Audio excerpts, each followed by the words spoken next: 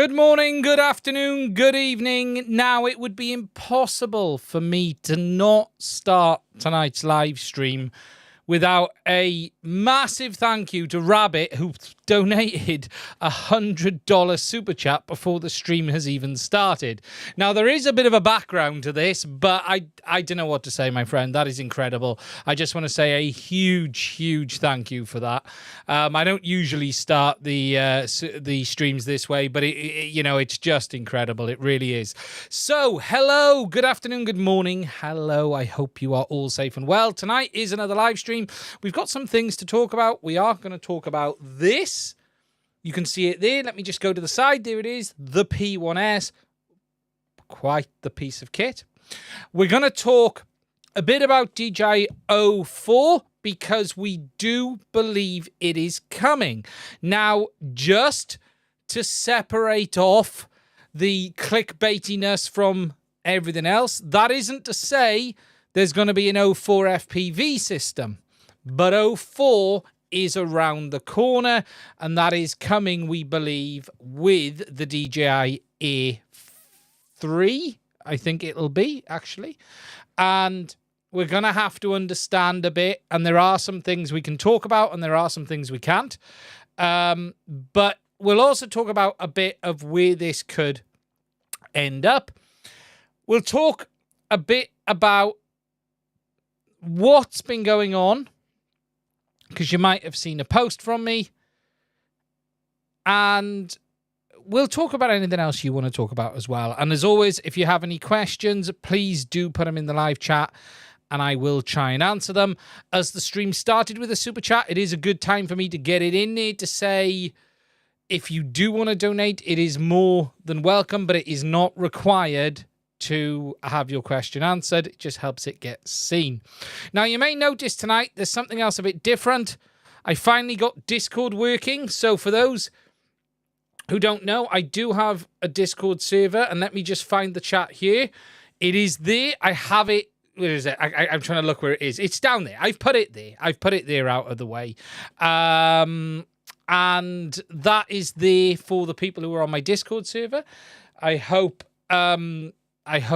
for those who are there, hello, and I hope it's all working. I have also updated the thumbnail, and I've fixed the YouTube errors, and I've actually fixed a billion issues that I had with OBS, although I still haven't fixed my fundamental issue of resolve and editing on my PC on a 3080 is getting to the point of being impossible, and I'm probably going to go back to get a Mac for editing,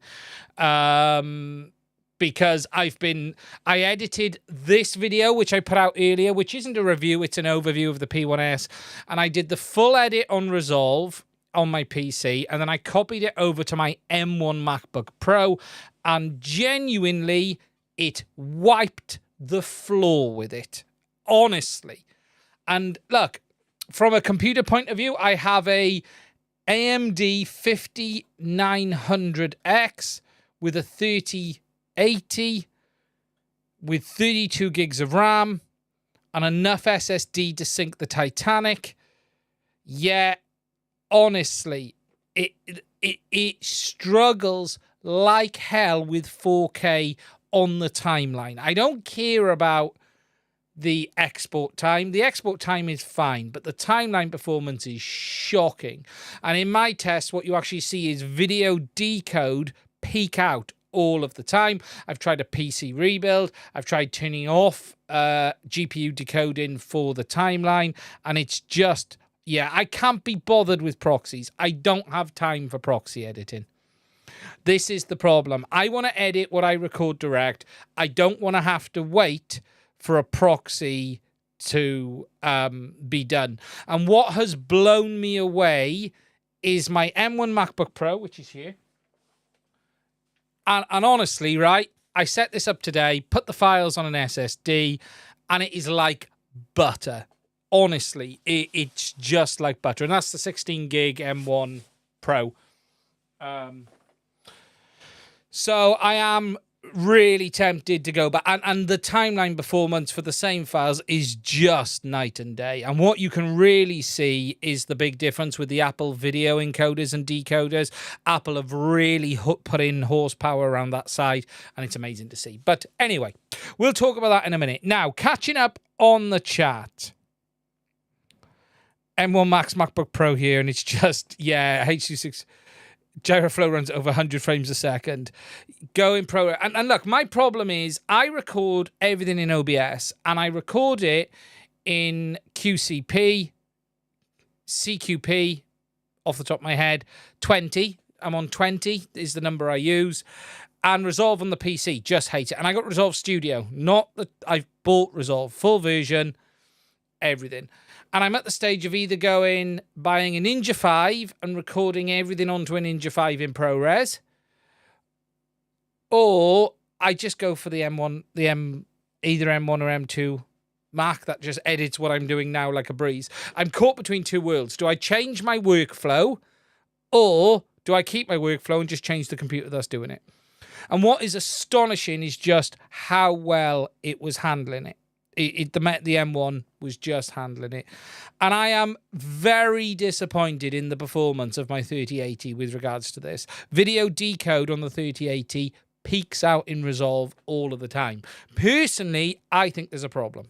I think there's a real bug there somewhere. But who knows? Who knows? Oh, have we dropped? I don't know if we've dropped. My window for YouTube has just gone to refresh, but I don't know if the video's dropped. Can anyone just let... I don't know if you guys... Not dropped. Okay, that's fine. It's just the browser side. Okay, that's cool. I can ignore that. It's just gone onto a little spinny glass. So, yeah, it's incredible just how well the M1 works. It's just... And the video decodes... And encoders. So I'm tempted on one or two things. I'm either going to look at getting... I'm really tempted on a M1 Max Studio, either used, refurbished. There are a couple of refurbished ones from some good companies in the UK, or Apple have had refurbished ones as well, which is about $400 cheaper than a brand new Studio M2. So we'll talk a bit about that. But we'll talk about that anyway. So first subject we're going to talk about is DJI O4. Now, just to be clear again up front, we are not necessarily talking here about a new O4 FPV system. You have to remember, OcuSync is used on all of DJI's products, including all of their consumer drones. And over the years, we've seen OcuSync, which first appeared with the Mavic Pro. So for those who want a bit of a history lesson, we had Lightbridge, then Lightbridge 2. And the fundamental difference between Lightbridge and Lightbridge 2 was dual band. Then we moved to OcuSync, which first appeared on the Mavic Pro, and the real difference between OcuSync and Lightbridge was OcuSync was an SDR, whereas Lightbridge was a dedicated hardware radio. Then we had OcuSync 2 that appeared on the Mavic Pro 2 or Mavic 2 Pro and Mavic 2 Zoom. And then, and I'm just going to refresh that window because that's driving me mad. It's 2 seconds. It's the spinny one is just going around in the corner. And then we had the OcuSync 3, which first appeared with the current DJI FPV system and then moved through to everything else. Now, we have fairly good belief, and I'm calling this belief because it isn't confirmed, but we have good belief that DJI are releasing O4 with the new Air 3. Now, there are a couple of reasons we believe this. Number one is all of the leaked stuff. You know, there's lots of stuff out there that's leaked. And if I go on to the desktop a minute, and if we go to Drone XL, and if I just go to the desktop, on here you'll see lots of stuff. A3, and there's lots of stuff in here about it, talking about what they think it's going to be and all of this stuff. However, what we really know is the stuff that's on here, which is the FCC filings. And this is where they have to certify it. So we have, and let me just zoom in a bit so you guys can see it. We have a DJI Air 3, FCC certified. There are no images, unfortunately, on this, but we do have some test reports.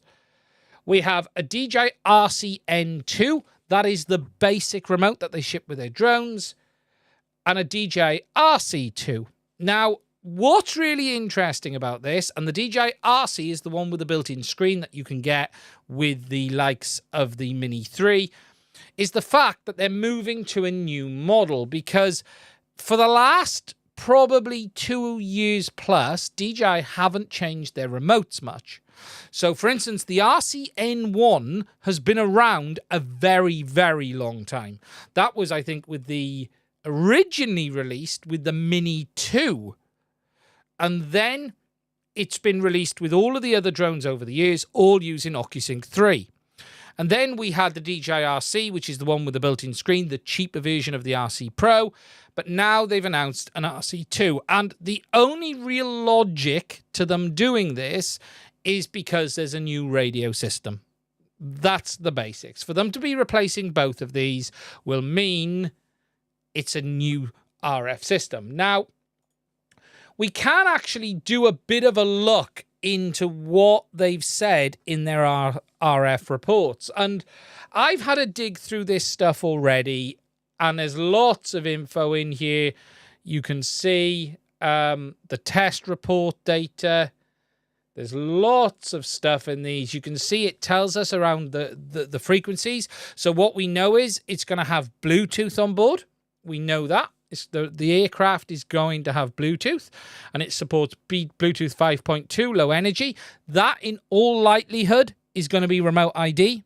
I'll be honest, that's probably there for remote ID compliance, because it makes sense for DJI to integrate that. We've got 2.4 gig Wi-Fi.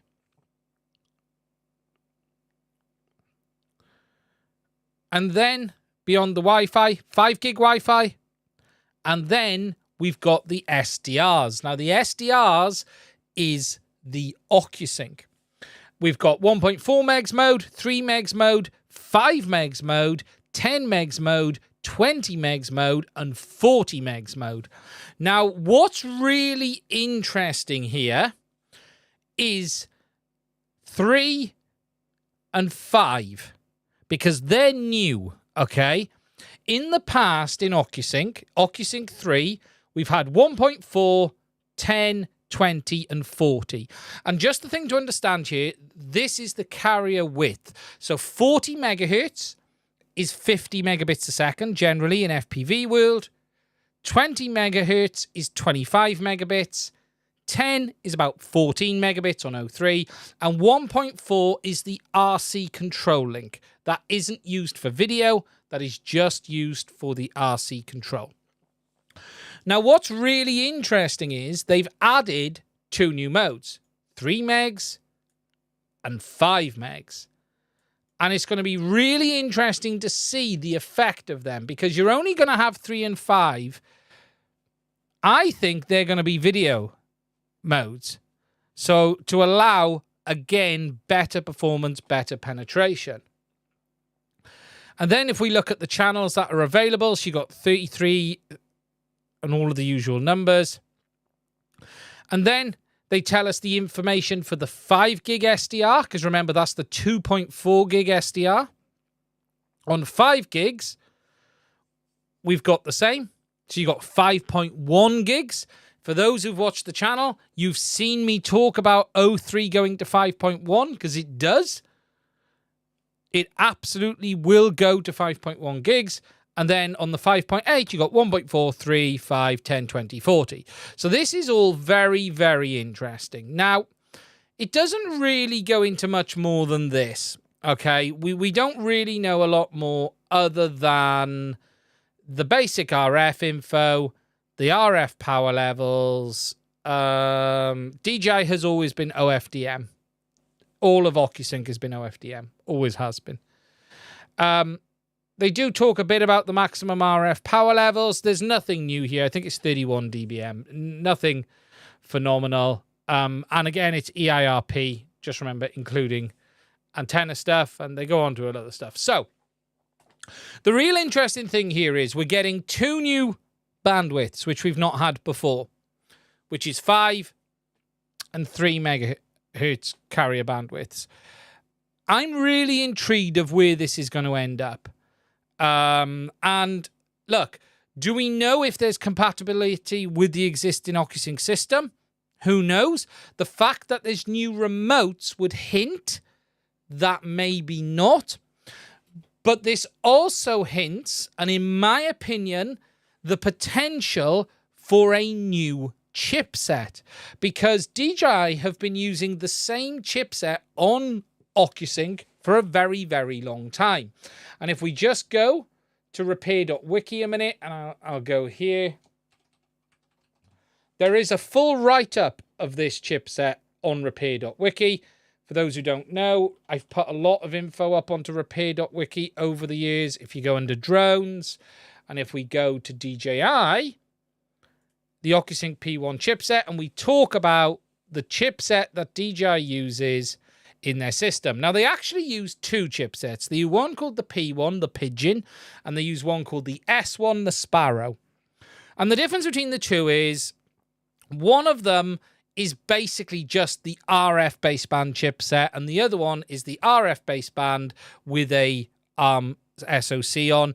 And what they tend to use is the S series chipset combined with an external processor for handling the video encoding. The interesting thing actually is usually what we see in OcuSync 3 Air unit would normally be done with a S1. So the chipset and the E3T. Because if you remember in 03, we've spoke and we've talked about how they're using the 2 chipsets. They're using the P1 still. The P1 is there. And then they're using the E3T for offloading the video. Now, usually DJI would do that setup with a S1. Usually. So take the Mini 3s and everything, they just use the S1 and an offloaded chipset. Usually, though, they're using a different chipset. And that's where it gets a bit complicated, because they actually use something like a Snapdragon or something like that. But the basics are the P1 has a built-in ARM cores, and the difference really between OcuSync 2 and OcuSync 3, or the digital FPV system in 03, was that DJI added that additional media processor, the E3T. Remember, both the original FPV system and 03 used the P1, and that is why the Vista can be upgraded to 03, because it's the same chipset, it just hasn't got the extra power. So it's really interesting. Now, I think, personally, we'll see a new chipset. I've said this at the very beginning. I think we'll see something new, because it's been a long time since DJI have released this, and there has been hints that a new chipset might have been coming quite some time ago. So it's really interesting times. And whilst this may not do anything today, it's what this does in the future. And that's the interesting thing. So that's the facts today around 03 and 04 as we have it. It's going to launch with the Air 3. Then don't expect this to hit FPV anytime soon, but it will lay the path for maybe what comes in FPV in the future. And it is interesting when you add in the rumours of a price drop on the DJI 03 Air unit as well. And I don't think that's officially happened, has it? If we just check, there has been whispers of DJI dropping the price on 03 to $189. If we just check USA, unless I've missed it, I don't think it's happened yet. No, it hasn't. $229 still on the DJI store. But there is whispers of DJI dropping the price down to $189. And I wouldn't be shocked even if DJI dropped the price and that wasn't really based on anything else coming in the future. I wouldn't be shocked. I also wouldn't be shocked, though, genuinely, to see DJI release a reworked ear unit with this new chipset in and not even bring any new benefits. Even if it's just moving to the new chipset on the same protocol to allow them to just use it. Because remember, everything is about purchase quantities. The more they can use it, the more products they can use it in, the more they can buy, the cheaper it is to make. As with anything. You know, if they're taping out 100,000 chipsets or they're taping out 1 million chipsets, there's a big price difference. Remote ID, yes, it absolutely could wind in remote ID. But O3 is an SDR anyway. O3 can do remote ID today. It's just software. O3 doesn't need specific hardware for remote ID. It can do it anyway. But that isn't to say they couldn't winding a specific Bluetooth Wi-Fi remote ID element and have that separate from the rest of the SDR. It could make sense for them to do that, actually. So offload that to a separate part of the chipset. Okay, so that's where we're at today. We don't know if this price drop is going to happen, but there is belief of it. Whether that's linked to 04 or not, it remains to be seen. Now, just to catch up on the chat, because there's a load of them. Just going back up. Null Script, how are you? Mad's chat back up. Lol. Let's have a look. I just finished 04 Git. Jump back and you'll see it. Remote ID just makes the old 03 increase in price. 03 is a huge improvement over Cadex Vista. Is it worth the cost? Yes, from a video quality point of view, it is a dramatic improvement. It is night and day from an image quality point of view. I'm literally waiting for a price drop to make 03 3.5-inch freestyle. Let's hope for a microphone and better exposure range. It could do with a low latency mode with the above. It would be solid for most needs except tiny whoops. Yeah, I think DJI is a funny company. Like, DJI doesn't always ever give you what you want. They give you what they think you need. And that's where the microphone thing kicks in.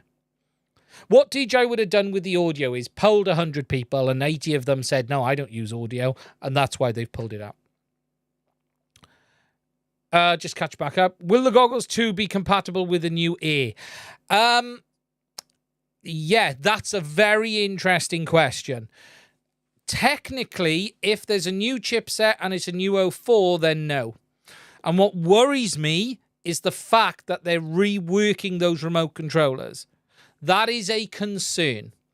Because reworking those remotes costs money. So the cheapest thing for DJI to have done would have been not change the remotes and built a new aircraft. The fact they're reworking the remotes hints that there may be a break in compatibility. Maybe. Who knows? But that doesn't mean it won't work. We're going to have to see. Just going to grab a drink. OFDM is awesome. Could the new frequencies be around Wi-Fi or similar to RID? The frequency bands haven't changed. Everything looks about the same. It's just bandwidth. So the carrier bandwidth. They'll probably take advantage of 6 gigahertz and call it triple band Wi-Fi 6E. Yeah, there's nothing new in the frequency bands that I've seen. It's only a bandwidth shift.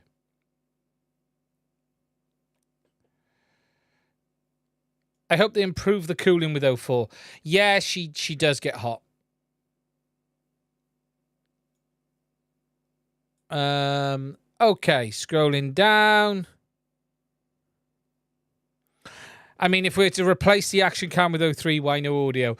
See, that's DJI all over, isn't it? It just makes no sense. I just realized I wasn't subscribed. Oh, thank you.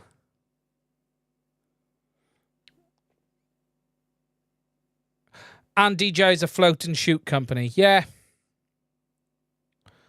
Maybe they'll just make them compatible with everything. Maybe. Maybe so. oh, you got to take into account O3 as a technology is old now. You know, O3 first arrived with the DJI FPV drone.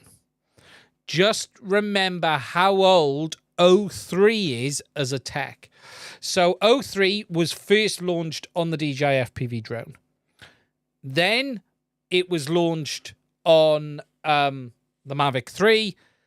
Then they called it O3 Plus, and then they moved forward. So O3 as a technology is a couple of years old now. It's due for a refresh, due for a push forward. As for if the FPV system will change, you know, look, there's no guarantees here. Do I know what RF amplifier chip the Walksnail P1S VTX uses? Yes, because it will be listed on repair.wiki. However, you're actually in luck if I can find it, because I have a burnt out one. Let me just find it. It should be here.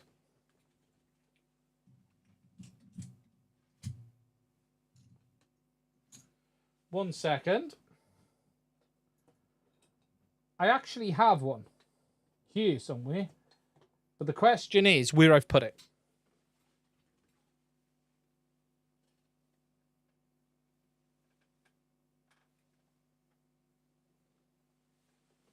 Okay, let's have a look on repair.wiki first. So if we go on repair.wiki, because I have uploaded images to repair.wiki for those who don't know. So repair.wiki, drones, you're looking for Avatar VTX. And now what you want to look at is down here is the new Whoop version 2. Here we go. And if you want to know what the power amplifier is, there it is. It is that chip there. There we go. So if you want the part number, it is listed there waiting for you. So it's 8525D. Yeah.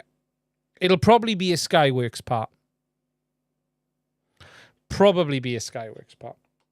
Because everyone pretty much uses Skyworks. Will the new O4 controllers bring any benefits when used with, let's say, the Mavic 3? It depends. See, look, if there are intermediate bandwidth steps, what that means is you're going to get a bit better performance for longer, okay? Because if you think the lowest bandwidth you could have before in video was 10 megahertz.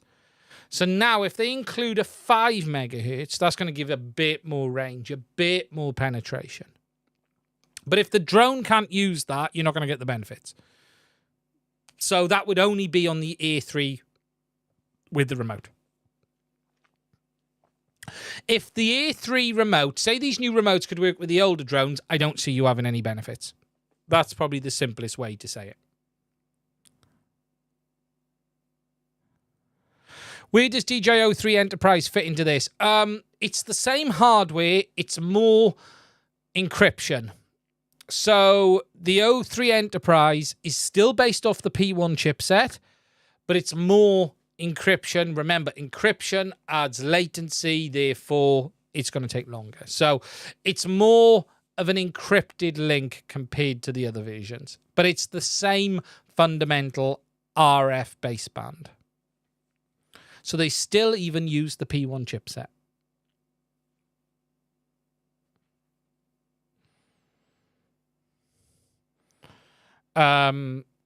But it's just the software layer is different. Because the problem is, you think about encryption, you're having it's another part in the pipeline.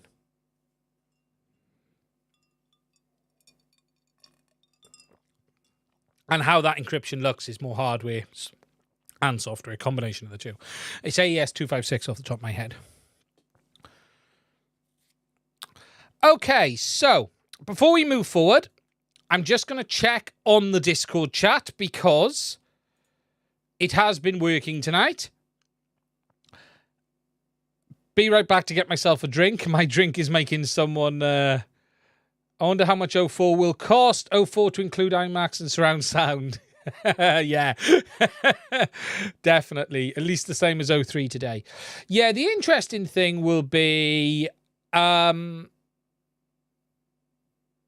what benefits it brings for FPV. And it might not bring any. This could be more about the consumer drones.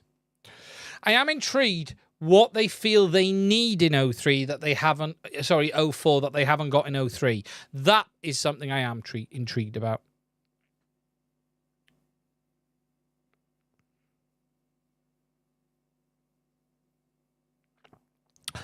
Okay. Slightly off topic, but haven't the latest V1A unit update blocked off the V2 goggles? Yes and no. Okay, so just to explain this. Yes, the latest the FPV system update only works with the goggles 2 or Integras. But you're not limited to using that. If you want to use them with the V1s and the V2s, downgrade to the version before. I have a dedicated video on this, in fact, explaining the whole thing. This update was designed to make those ear units work with the new goggles, but they can't work with the new and the old. Just like O3 can't work with the V2s in the old mode. There has to be a special mode. So you can either use the new firmware, which works with the new goggles, or the old firmware, which works with the old goggles. It's just because DJI have two separate paths now. It's not that they don't want you to use it. It's just their sheer incompetence and bloody horrible software development means that they've had to put a fork in the road rather than getting off their arse and not being a bunch of cunts.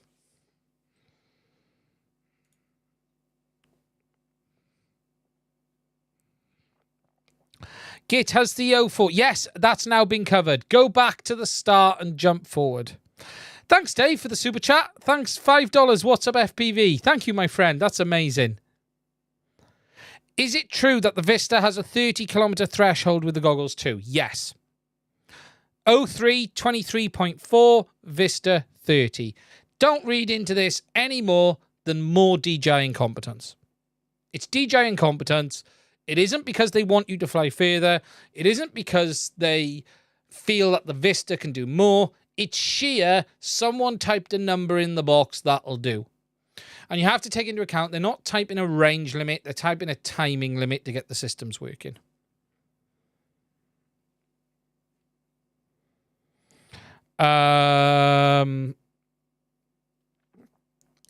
Unflush it. Looked like it was messed up when it first grabbed it, but it's just got smudges, scratches, cracks. I'll check out the video. A bit odd that there's a fork when the V1AU doesn't have 2.4 capabilities. Yes, but remember, O3 doesn't have 2.4. The only part of the O3 system that uses 2.4 is the remote controller. The video will only be ever on the 5 gigahertz band. That might be 5.1 in CE or 5.8, and in FCC 5.8. Just remember though, technically there is no reason the O3 ear unit can't work with the V1 goggles. It's just because DJI can't be asked.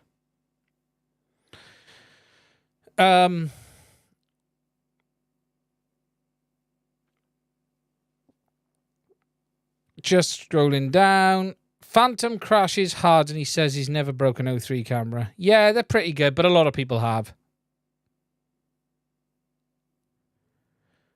No. 2.4. Yeah.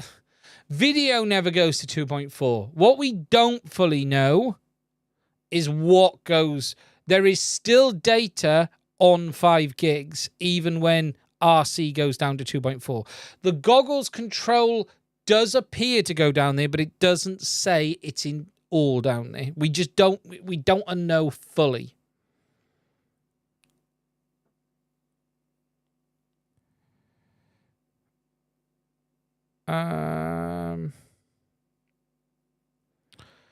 As a person with an IPD of 73 mil, wow, do I think Walksnail goggles will work for me? Currently on V1 and maxed out, you're going to struggle. You're going to struggle.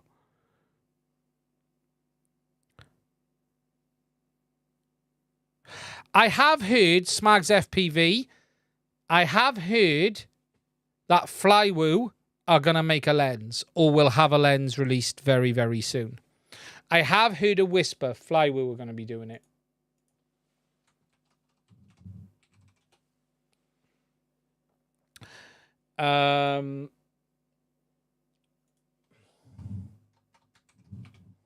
But it still hasn't happened yet. Yeah, it's still not listed on their website, but I have heard it. Okay, before I move on, I just want to I was going to grab something. It's over there. 2 seconds.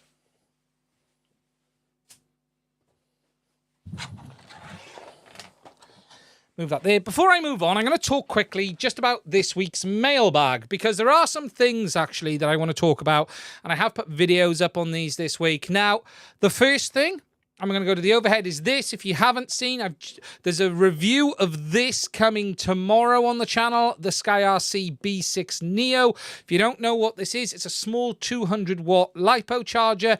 Really small, just to give you an idea on size. That's my hands. I'm trying to think of something to compare it to. There's a flight controller. There you go. There's a small flight controller. 200 watts DC. What's really interesting about this, though, is it has power delivery USB-C input, which allows you to charge up to 80 watts as well. I think this little charger is absolutely fantastic. I do have a review of it coming tomorrow. I think for the backpack of the bag, it's an absolute no-brainer. It really, really is. And it is cheap. This charger's like, I think $35, $35. Really is really interesting. The review's going out tomorrow. Look, there's not a lot to show. You know, but it really, what I really like about it is this power delivery port, because you can charge. The only complaint I have, and I have one complaint, is I wish they'd have done a USB-C output as well, so you could use this as a DC adapter for charging your phones and things out in the field. I would have loved USB-C in and USB-C out. Yeah, 6S. 6S, 200 watts, 80 watts on the power delivery 3.0. Acts as a power supply, balance charger, up to 24 watts discharging as well. Really cool. Really cool. They also, I'm sure they've said you can use both inputs at the same time. But the only thing I'll say on that is you're not really going to be able to do that because the port is right next to there. The only thing I would have liked is if that port was a bit further over just to separate off. But yeah, really nice little charger. Really is. Just no complaints at all. So the review that's going up tomorrow for the money, I think is phenomenal. I also like the color scheme as well. How does it compare to the Toolkit RC? It's hard for me to judge fully. The only thing I'll say is this. I've had some issues with the Toolkit RC gear I've reviewed. I had the Toolkit RC power supply that failed and blew up, and I have talked about that. And one of the Toolkit RC mains chargers I reviewed died. I got sent 2, and one of them, the mains part of it, blew up as well. So I'll be honest, right now, I'm not recommending any Toolkit RC gear. I'm just not. The bench power supply was phenomenal. I loved it, but it just blew up out the blue, and it's really frustrating. It's down here, actually. What I've actually done is wired it now to an external 12-volt power supply. But yeah, Sky RC, really nice. I think I can't complain. Obviously, can't talk on longevity, but Sky RC have a good rep at the moment as well. Something else that's arrived this week is these. Now, I'm going to be reviewing these in the next couple of weeks on the channel. These are the Camera Butter 03 ND filters. Now, I did review some ND filters on the channel a little while ago. However, the real interesting thing about these is they are made from Gorilla Glass. They are not just using cheap glass like you see on some of the others. As you can see, I haven't even opened it yet. This kit consists of the ND4 81632 and a clear filter as well, which is really nice. Super strong Gorilla Glass, pro quality optics, smoothed edges, reduced camera wear, because some of the ND filters actually cause wear on the O3 camera, on this plastic here and here, whereas these ones don't. And they've also sent me some for the GoPro Hero 1011, 91011 as well. But I'll be reviewing these specifically on the channel in the next couple of weeks as well. The other thing I just quickly wanted to show you was this. Now, I don't know how many of you will know what this is in the chat, but I did buy myself this. And I'm actually going to do a review on it on the channel as well, because I think it's worth it. And it's actually very, very good. And I have to say, it is very, very good. To give you guys a bit of a sneak peek now, about my only complaint with this product is the weight. Let me go to the full. It's quite heavy. It's really, really quite heavy, especially when you got it loaded up with bits. But I do love the ratchet on it. The ratchet is so smooth. It really is very, very nice. Drop it. Yeah. The ratchet is really smooth. You've got then the magnetic bit holders at the top.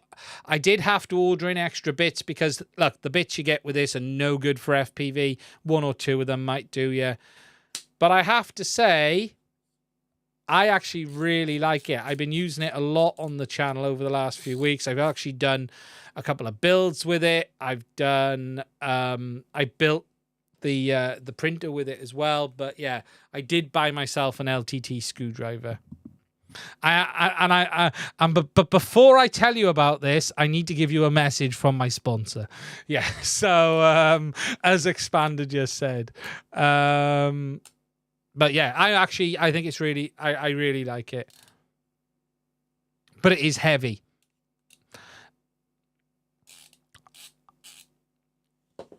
Now, the next subject.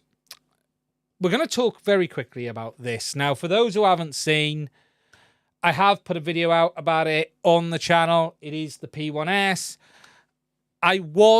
Look, complete clarity, I was sent this printer by Bambu. I wasn't actually included in the original releases, but I sort of spoke to the guys and it was like, oh yeah, we'll send you one. And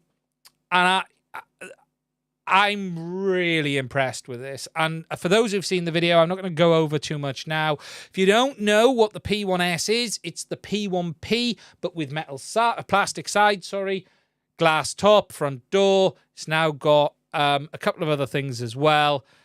And actually, it is a phenomenal printer. And just to give you an idea of some of the results I got off this today, I've done a couple of prints, not too many. I'm going to show you. The first benchy was this. This is the first speed test benchy, and that's what come off it. And other than some, and this is a super fast benchy, this is one of the crazy ones. Now, other than the lines down there, it's absolutely pristine. Absolutely phenomenal quality. It's clean. Then I printed this, which one of the guys on my Discord showed, and this is in vase mode. Now, this is a rose. I gave it to my wife, but I've stole it back. But this is printed in color changing filament in vase mode. Now, first of all, I just want to show you the bottom layer because that is on the new PI gold sheet. And the bottom layer is just perfect. It really is. But this was printed in vase mode. And it is absolutely stunning. Absolutely stunning. No other word to use. Just pristine. Perfect. And that's in PLA as well. And then the last thing I've printed is this. Now, this is a carabiner. Now, this is an ABS. This was my first ABS print to do a test. This is an ABS carabiner. It's really cool design that I found on Thingiverse. The way it works, it actually clips together, so you separate that bit off. It's not easy to do when it's actually already together. What you do is you just take it apart. So you print it in 2 parts like this. Not intended for climbing, as someone's just shouted. But you then posh that in, pop it on like that, clip it in, and it's a plastic carabiner. But I printed this in ABS as the first test print. And yeah, it's perfect. Just zero complaints at all. Really, really is. Now, I haven't done a review on this yet. I'm going to review it. Obviously, I did the review on the X1 Carbon, and that is behind it. You can't see it because this is in the way at the moment. And the X1 has been phenomenal printer. However, what's blown me away from this, with this, is I'm not sure I can recommend anyone buys an X1 Carbon unless you're printing for 5 hours a day. Because this is very, very good. How does it with PA carbon fiber? I haven't tested PA carbon fiber yet, another high-level filaments. Obviously, this doesn't have the hardened steel nozzle. This has the stainless standard nozzle. The X1 Carbon has the hardened steel nozzle and gear set. So this one isn't as beefed up as the X1. It doesn't have the nice color touchscreen, but it still has Wi-Fi and Bluetooth. They did send me another AMS with it, which I am eternally grateful for. It does have the new I Love Gold PEI sheet, for those who haven't seen. And let me just grab it. This is the new gold PEI sheet, which just also looks phenomenal. Just see it there. Shines like an absolute monster. Really does. Place that down behind. And overall, I think for $699, honestly, best printer you can buy today for that money. Genuinely. Honestly. What I've seen and look, we know what the print quality will do because we know what the X1 does. It has the same speed. It has the same overall performance. Yes, it doesn't have the LiDAR, which means it doesn't have the flow calibration and it doesn't have the first layer error detection. But most people, if you don't need that, if you're willing to watch the printer start, I think it is phenomenal. Phenomenal. But I need to review it properly. I've had this 24 hours. This printer came yesterday. I managed to put that video out in 24 hours because I wanted to get something out on it because I was a bit behind the curve. But it's got to have a few weeks of testing first. It really has. It's phenomenal. Yeah, as Logan just said, I mean, most people watch their printers anyway, 100%. And even with the X1, you still got to watch it. It's not perfect. I don't think Bambu have really taken advantage of their LiDAR system yet. I think they're just touching the surface. William Tan, what about TPU? Yes, it will absolutely print TPU, just not in the AMS. You cannot print flexibles in the AMS, but you can plug in directly at the back. So you can just go straight in. Genuinely, what I've seen so far, I've done 5 prints.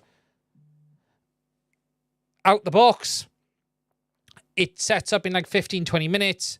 It configures, it updates, it just works. What more do you want from a 3D printer? Ricardo just asked, the Bambu better than the Prusa?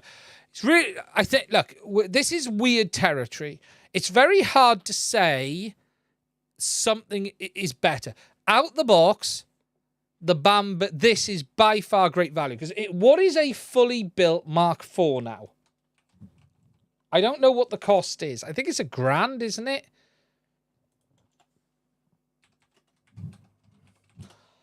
I think it's $1,000. And if it is, so look, our printer. So a Mark 3S Plus, okay, as a basic printer. Let's look at the Mark 3S Plus, okay? It's a good printer.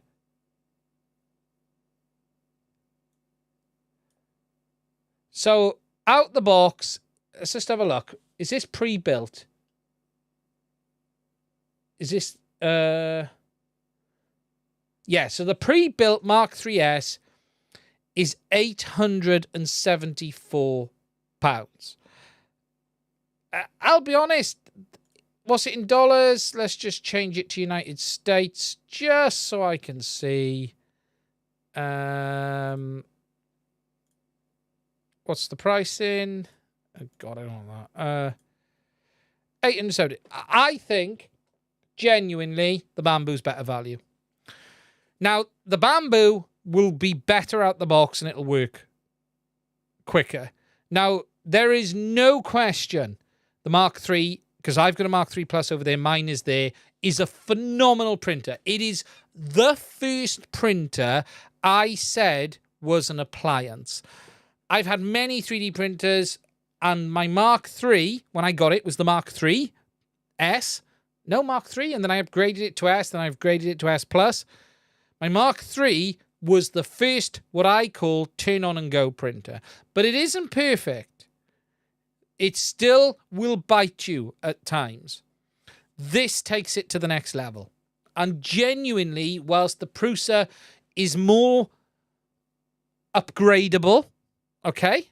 You can upgrade the Prusa more because all of the parts are available. You can repair it a bit easier because some of the parts are available as 3D prints. That isn't to say you cannot fix this printer. Bambu list many of the parts on their website now for these, and I'm going to talk about that in another video. So, look, I think for the money, it is phenomenal value.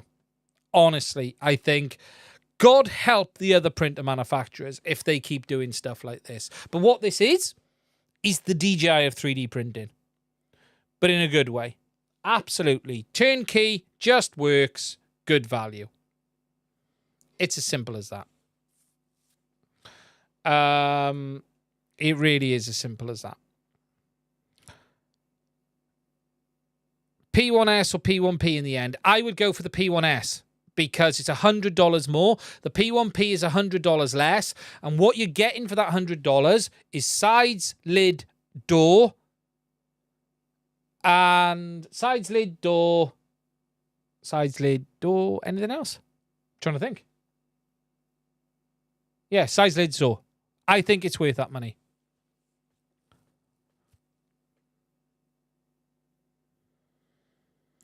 I don't know. And this is the thing.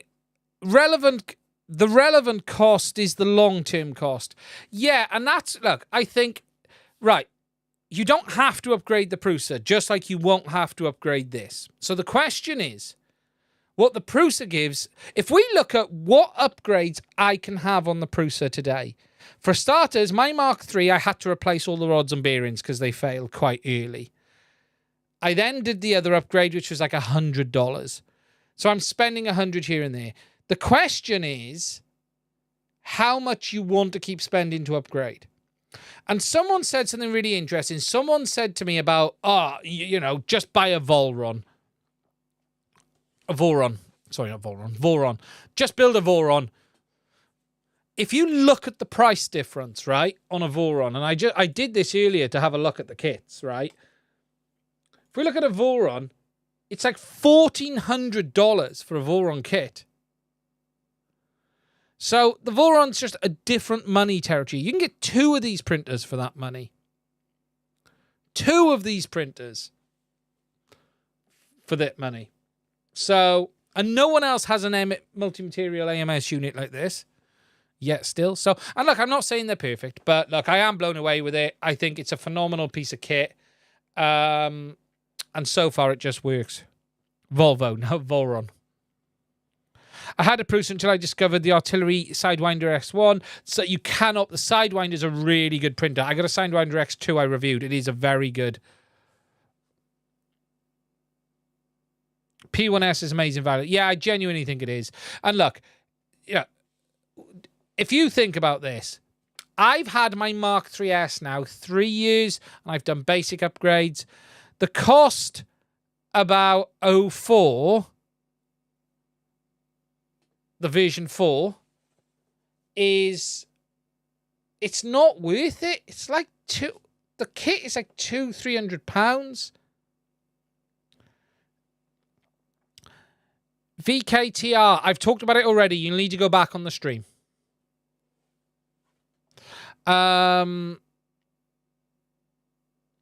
It's like £200-300. I think with the P1S, you just get the... Yeah, that's right. You get the... sorry. Okay, my brain is farted. So, casing, side panels, plastic side panels, glass top, glass front door. You get the internal auxiliary fan for helping cooling parts. You get the cabinet fan with the charcoal filter for removing noxious smells like with ABS and controlling the internal cabinet. And you also get a PCB fan as well on the main control board. That's the big differences. Sorry, I have spoke about this today. I just needed a couple of moments for my brain to kick in. So you are getting a lot for your money.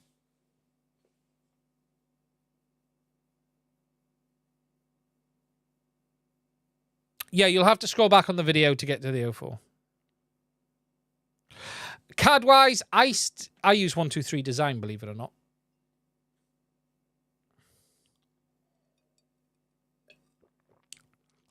Is there much ghosting with the P1S? I haven't tried that. The Bambus do have some ghosting. The others, you know, it'd be wrong. What I can't say is, can you upgrade the P1S to a carbon? No. Okay, there are, and funny enough, I'm going to be doing a comparison between these two printers, and I want to go into pretty much every detail of what's different, and there is a lot more different than people realize. It really isn't just it's not the same control board. It's not the same hot end. It's not the same hot end control boards. All of the PCBs are different. The main controller isn't as good. And look, just to give you an idea, here's one feature. So on the X1, I can get access to all of the time lapses that are on my SD card via their app.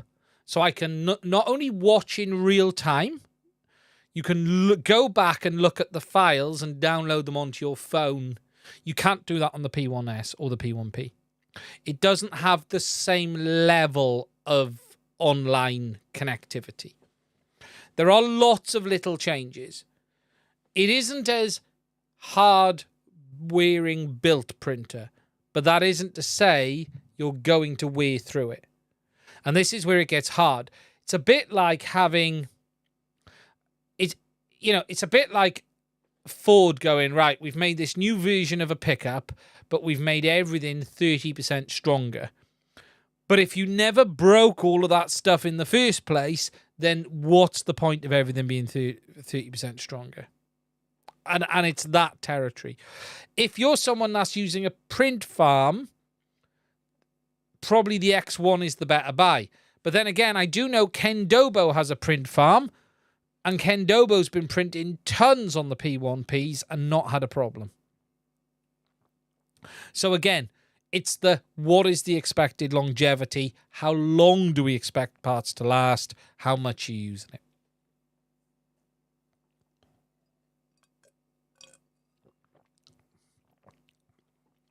So, that is the P1S. There will be a proper video coming in on it on the future, but I just thought I'd show you the prints. This came out phenomenal. Just phenomenal. It really did. You're forgetting VAT. As usual, the VAT prices on Bambu were included when I looked. In the US, it's $699.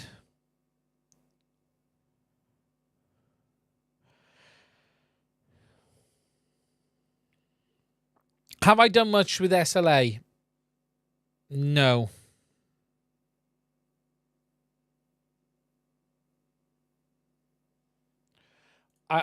I haven't looked at SLA for a while.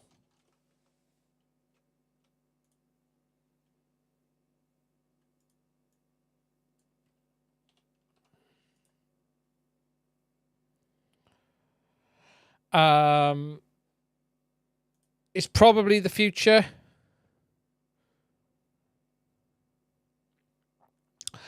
Okay. just going to catch up on the chat a second. Let's put that back up so you guys can see it. And let me just get Discord up because I've lost it. Discord's one of these apps that vanishes. Okay, catching back up on Discord. 6-month-old Toolkit RC QA charger, never left the studio and always handled well. Just sat it down moving while plugged in and boom. One of the guys has just shown a picture of a Toolkit RC that blew itself up. Let's put that up. Oh, there we go. Wow. Oh, that's not what I want to do. I don't want to print. Come on. Oh, God. I was trying to load a preview. I don't want to print.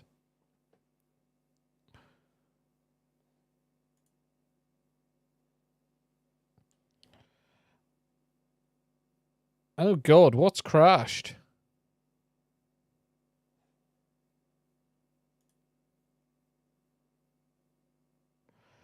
I'm hoping you guys can still hear me.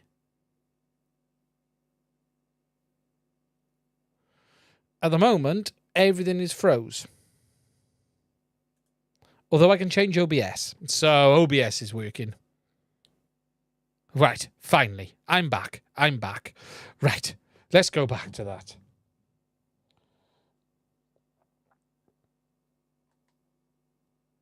Right, that's better. Let's get back to Discord.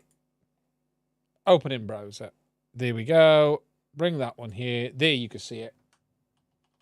There we go. That's someone who had one of the Toolkit RCs blow up.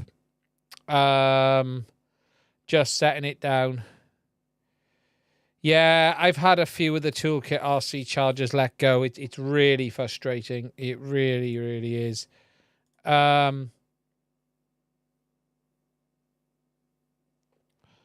New FC from Orqa. We have heard about them around the corner. They're going to be coming soon.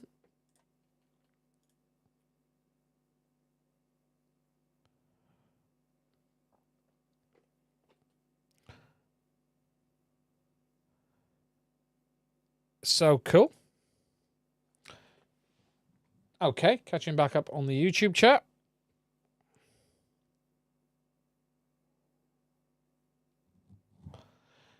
I'm late on 04. Tell me more. Really, I've done it already. You're going to have to go back for 04, guys. Sorry, I've spoke about it already. I haven't seen the other streams. If I don't live across the pond, what would make you offer on a... I would make you an offer on a Creality SLA unit. No issues. Okay. The next subject. Before we move on to Q&As a little bit and I wrap this one up. Okay. You might have seen a post. I put up about the channel on the weekend. Okay. So over the last few months, it's been an interesting time on the channel. And look, there's been a lot of really amazing work off some companies in the sense of I've had some real great offers and it's been some really good products to review and I've really enjoyed it and it's been going well. However, something I've noticed in the last sort of month and a half, 2 months is the channel has taken a real dip and a massive dip with regards to the views and the engagement on the content as well. Now, there is no question we saw a bit of a bit is an understatement, a boom last year with the digital FPV world. And this year, that carried on into the start of the year. And I've made a huge amount of content on that stuff. But what we've now started to see is this dip down. And look, the question I really wanted to ask people is, what is it you want to see? Now, I'm going to explain a little bit about, you might have seen some varied content on the channel recently, and there are some reasons for that. I've always spoke about 3D printing a bit. I'm doing a bit more on that now intentionally. I'm going to get hit on the algorithm for that, but we're going to be bringing that into FPV. There's nothing wrong with that. You may have noticed I've done some reviews on some random stuff, battery banks a little bit, and there is a reason for that. I want to make some proper content on that stuff that isn't being done properly. People are not testing these things well. But what I think I've got wrong is I haven't really integrated them into the FPV side of things. And really, I started looking at things and just thinking, look, with the views going the way they are and the income dropping off the way it is, what do we do next? Is it like this is a niche channel? if there's never another DJI FPV system, if there's never another Avatar, if there's never another HDZero, this channel to a point dies, in the sense of I've built myself up in a niche. I'm not a bot grinder. I'm not a Bardwell. I'm not these channels. You know, Bardwell does a huge amount with Betaflight, and he's a big review channel. Big review channel as well. And look, we've done a lot of reviews lately. Bot Grinder is an out-and-out amazing flight channel. Look, flying in the UK is complex for me.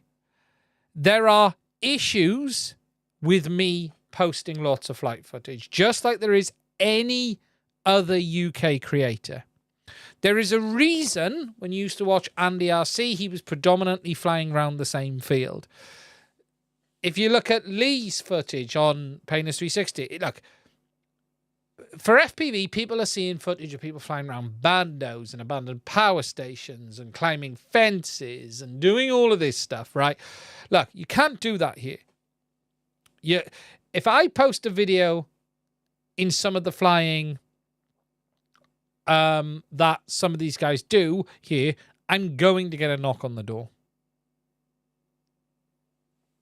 And that's why you don't see a lot of flight footage. I'm also not a great pilot. I can fly, and I don't look. I've not flown enough. I can chuck it around. My printer is moving towards me. I need to be careful because it's sitting on a. I'm just going to move it to the side a bit. It's sitting on a box. Now it's getting caught by the light. That's distracting. There you go. Sorted. Look, so you're not going to get a lot of flight footage. That's just the reality of this channel, okay? But what I wanted to understand more than anything is, what next? Is it time to say goodbye? Was my first question. Is it time to go, I've put out as much as I can. Is it time that people are not really interested in that anymore? Is it time to go, you know what? That. Is it, look, you're not liking the direction I've taken things. Is it, you want more of this? I think, if I'm very self-critical, there's been too much long content, too much faff, and I'm not pleased with some of the content that's gone out. What is clear, abundantly clear, is when I make content saying how much of a bunch of cunts DJI are in the way they behave, or how Cadex are trying to rip you off, or how this company's done that. People like that controversial content. But I don't want that to be every video.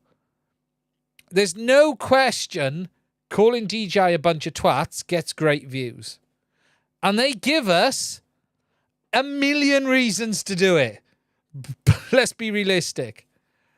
But I can't make a video every week saying how DJI are a bunch of as much as I'd like to. Although I am really tempted. I did come up with a thumbnail that I called DJI a bunch of cunts, and you'll never guess what happened next. That is going to be the next time DJI ever work with me. The reply to that video, the first video will be, I called DJI a bunch of cunts, and you'll never guess what happened next. That is going to be the title of that one. But look, it was me being genuine. Like, what's the score? I'll come on to that in a minute, actually. But yeah, look, I wanted an open conversation about what is it you guys want from me. Because I do feel we've lost our way a little bit, and that's the way it goes. Look, I do feel that I need to back out of reviews a little bit. And look, I'm really pleased with some of the vendors I worked with this year, and I want to continue. Radio Master, absolutely continue. iFlight have been really great to us. Speedy B, the FPV stuff is fine. I think some of the wider stuff, which has been done for a reason, but has taken up a lot of time, I've got to avoid.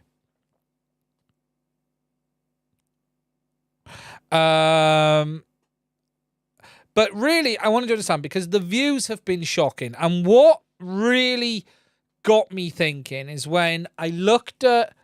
Look, JB will always be the king.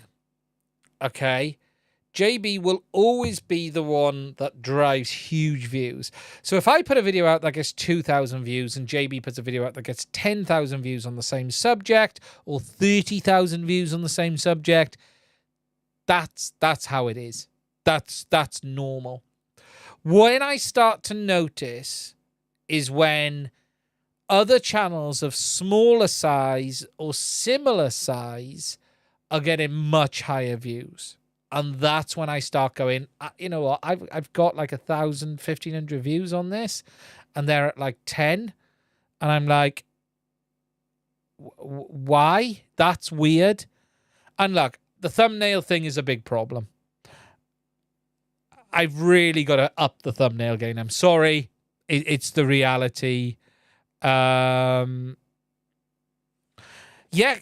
interesting. Cool Cats just noticed something. And I did say this. The lives, you guys have been amazing. You already get around half the views JB get in streams.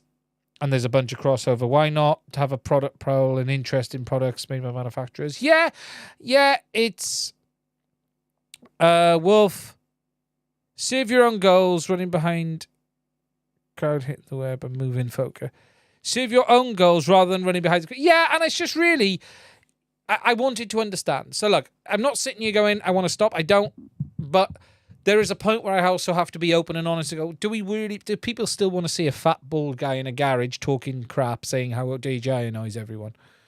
Thumbnails is something I've got to do better. Like, thumbnails is a reality. It is the beast. It is, you've got to feed the beast. It's as simple as that. Now, I do think I'm suffering a little bit of, I think in the past, I could get away with doing varied content because the channel wasn't as big. And I don't mean it's big now, because it isn't, but it really seems that the algorithm wants me to stay in this very specific lane, and it doesn't like it when I get out of it. I like the crappy talk. Thank you, Peppermint. But yeah, and look, that's what it's about. So look, this isn't me going, I'm running, I've had enough. Look, it's hard work. There are times. Drama does sell. However, the topics you are more technical, explaining. Yeah, and like, what's really interesting is I'm really pleased with how that TBS video went, because that wasn't drama. You know, I tried to make the TBS video, for me, for those who saw it, was a video about a company who I like in FPV, and it's news, just like the Orqa videos were news. And I do like to cover that stuff. And I always have. For those who've watched the channel on DJI, I used to make videos on every DJI firmware update. I used to talk about everything they used to do. I don't do that so much now, apart from on the FPV systems. I may jump into the A2S. The A3. This is one I might jump back into the camera drone world for, because I am tempted. Sorry, I'm just drinking my cider. Fewer people. Yeah, what worries me is when the views have been where they are. You know, look, views go down, income goes down. It affects the channel. Why A3? Because I've skipped the others. So the A3 does interest me, mostly because it's a 1-inch sensor, and the last DJI drone I bought had a 1-inch sensor. So for me, it would very much be comparing it to my Mavic 2 Pro, because that's what I still have. So for me, it would very much be... It's still 1-inch sensor, apparently, I believe. So we still have a 1-inch in there.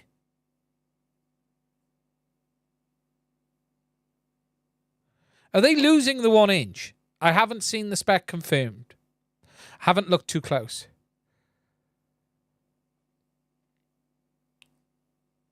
Is the spec apparently the camera 1/1.3 for the second camera, though, isn't it? No, it's just rumors. Just rumors believed to be in the next couple of weeks.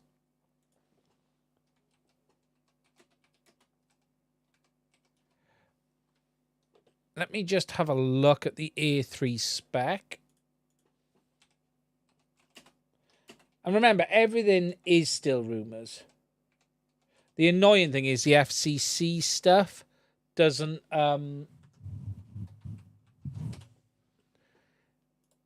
full spec leak, apparently. So, what have we got? Dual camera system. Instead, we're getting... Oh, my God, I've missed this. 2 1/1.3s. Well, if that's the case, no. 2 1... So they're dropping the 1 inch. According to this, instead, we're getting 2 1/1.3s. Why? Who wants that? That's a shame.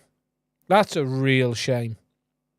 If they're dropping the 1 inch sensor, that's a real shame.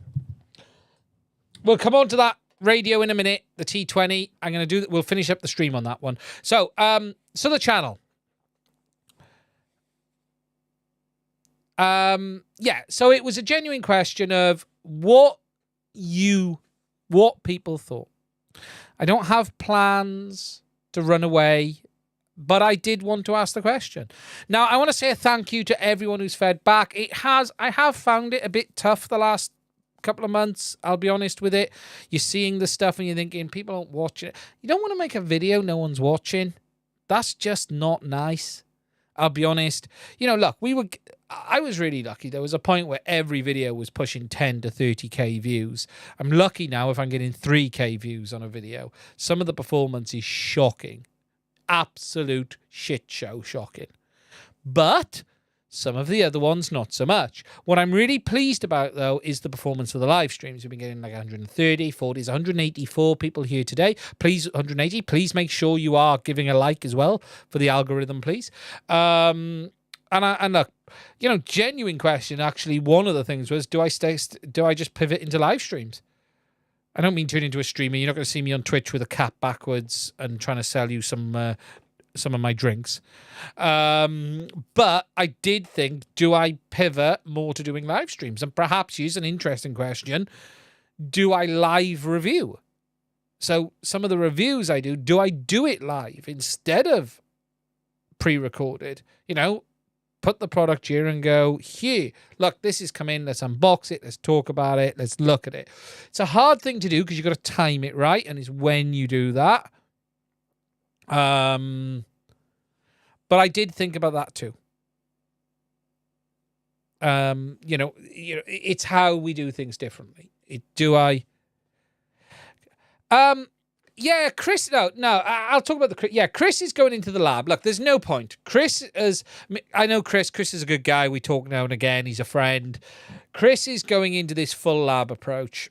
I really am interested to see how it goes. I think the problem with being a complete data set channel is this. There's a point where you have to give opinion. And I always have an opinion. And I think there are too many areas where you're going to have to make an assumption. And I think it's leaving you open to bad data. And I'm really interested to see what Chris does. Chris has done this video on the digital systems. Look, Chris's video is really good. Please don't take this the wrong way. But there's nothing really there we didn't already know. It's probably about across 10 or 15 different videos. What Chris has done amazingly is put it all in one place. And there was a little bit of stuff we didn't know, but nothing phenomenal. Okay.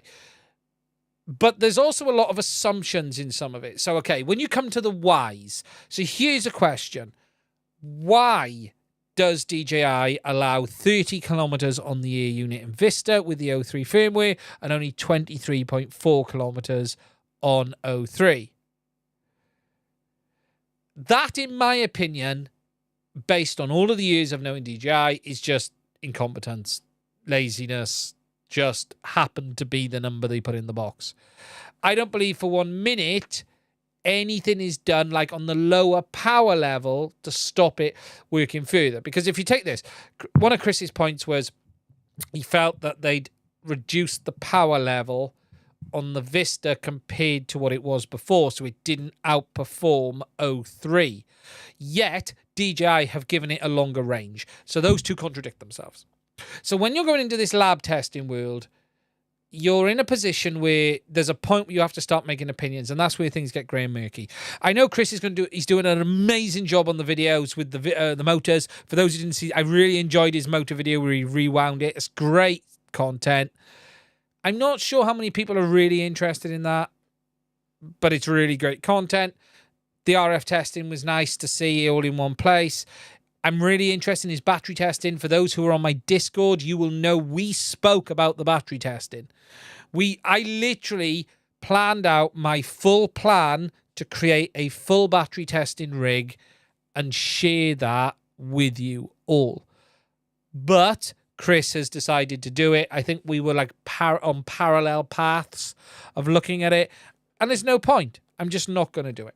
There's no point copying. Now, could I find a niche that is another testing? Look, I prefer the more real-world approach. We do the RF testing.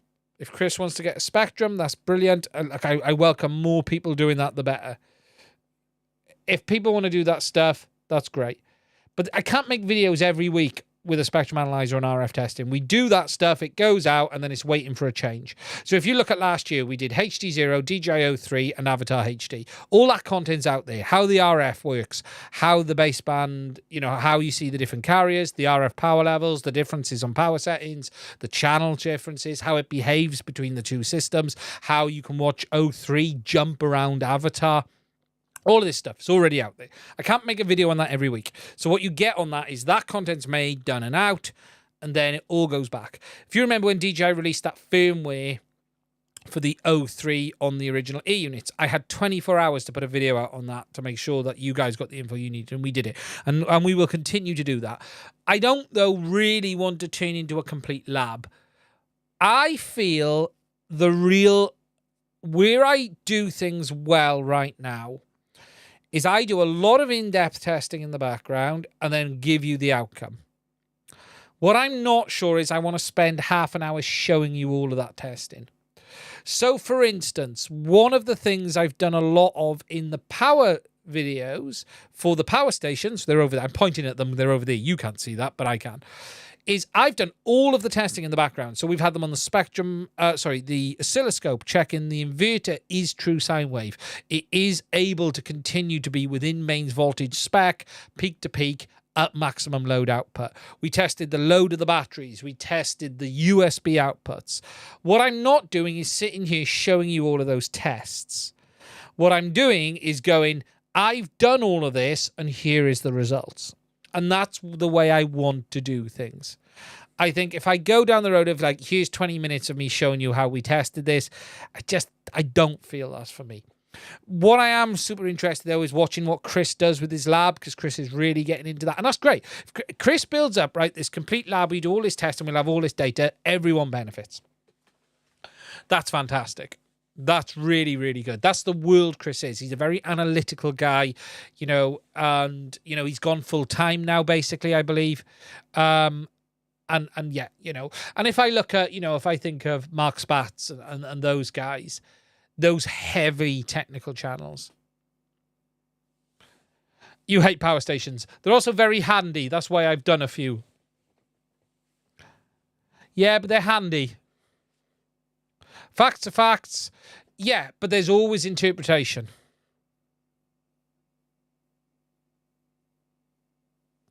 There's always interpretation.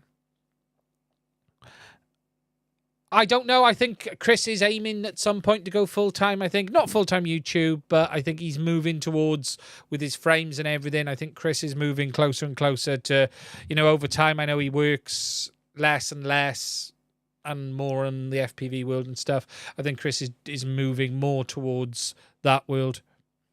The power stations are interesting because I've had a lot of uses for them. There's no question the power station companies have been reaching out into FPV.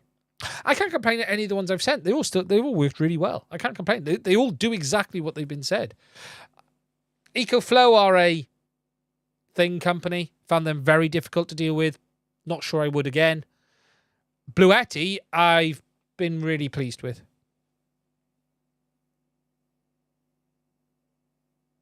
Yeah, the way you do it is a different one. Yeah, you know, I've done every one of these has been on the oscilloscope. They've been full load tested. They've been full checked across the board. You know, if I'm going to do it, the problem I've probably got is I've not presented that data in the right way. It's taken me a bit of time to feel that through. Do you know what I mean? New subject, new way of doing it. We need to feel that through on how I want that to end up out to the user. So look, that's it. The channel's not going anywhere, but I just wanted to understand what you guys thought, really, more than anything. And I appreciate all of the feedback from everyone. I really do. We'll put that back up. Okay, so before we talk about the last subject, there is a new radio from Jumper, apparently. I have seen it, but Jumper haven't sent me one.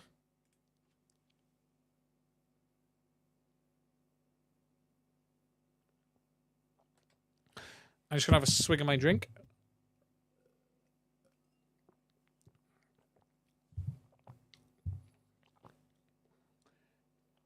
So, I believe it's a T20 in it. There it is.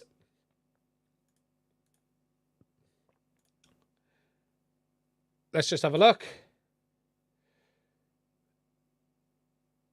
And it's not even listed. Brilliant.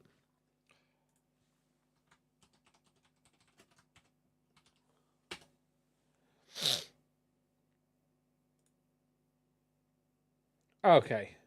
So we found some stuff on it on RC groups. There we go. So, it's a smaller, compact radio. Available in 915 and 2.4 gigs. Edge chair. Interesting. Very, very interesting. So, here's the spec. Hall sensors. 1 watt of output. Okay, interesting. Yeah, interesting. I'd like to try it.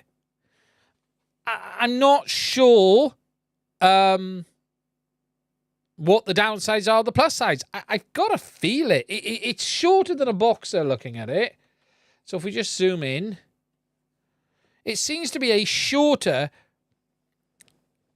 display is this. So it's got a small display in the center.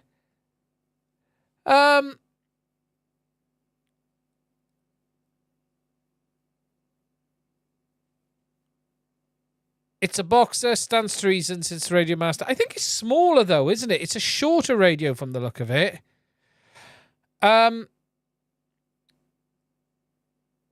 Interesting. I think it's going to be interesting to see how a radio like this feels in the hands. That's what it comes down to, really, at the end of the day. I like smaller radios. Zorro was very good, but a bit too small. The battery life was a compromise on the Zorro. The Boxer, for me, is the perfect radio. I don't really care about the display on radios. See, I don't really use the display much other than settings, messing around. I think really it's how it feels in the hand. If you look, there's not a lot of distance to the bottom. So really, it's how it feels in the hands. I think it's interesting. I think radio, it's another size and shape that will probably suit someone. Got a lot of switches. So if these are 3s, that's good. I can see, is there 2 blanks there? Not sure what that's about. Only just got the Boxer. No, I think the Boxer is probably the right balance for everyone. The question will be how it feels in the hands. That's the key to it. I think it's interesting though. You know, the T20 is basically just the bit of the radio you hold. Omar, I think you've nailed that. Yeah, it's just the bit you have in your hands. You know, if I grab the Boxer, although, look, my hands, look, if I hold the Boxer, like if I overhead and just scroll out, and I moved the camera as I did that. Let me just move it back. Yeah, so I hold the Boxer like that. So I do rely on this bottom corner My palms are on that bottom corner. So, yeah, I don't know how that radio would be. If I was there, I don't know how I would feel, but I wouldn't be there. I'd be coming in underneath. I'd have to. I'm a hybrid, so I'm a bit of both. I'm a hybrid pincher.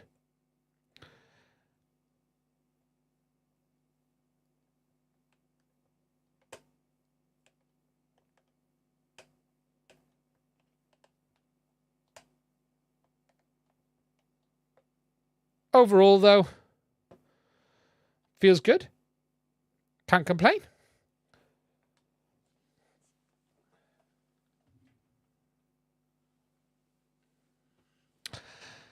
Right.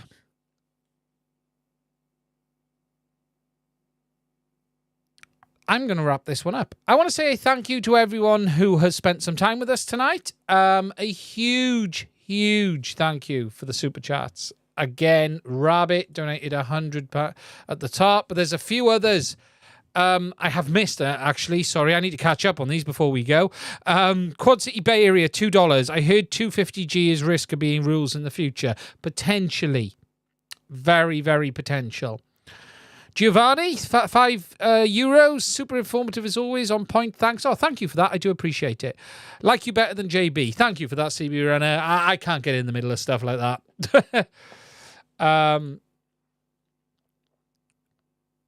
Time to rewind the 04 stuff later. No problem at all. So, I want to thank everyone for spending some time with me tonight. We'll be back again, same time, same next week.